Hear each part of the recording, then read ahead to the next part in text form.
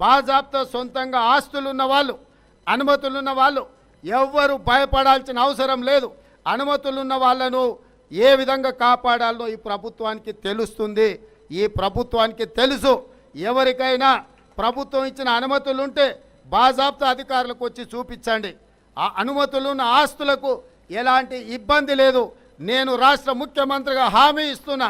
కొంతమంది తెలంగాణ రాష్ట్ర అభివృద్ధిని అడ్డుకోవాలని, రియల్ ఎస్టేట్ను దెబ్బతీయాలని ఉన్నవి లేనివి చిలువలు పలువలు చేసి సోషల్ మీడియాలో పెట్టి వాట్సాప్ యూనివర్సిటీలలో ప్రచారాలు చేసి తెలంగాణ రాష్ట్రం యొక్క ఆర్థిక మూలాలను దెబ్బతీయాలని ఆర్థిక ఉగ్రవాదులు ప్రయత్నం చేస్తుండ్రు.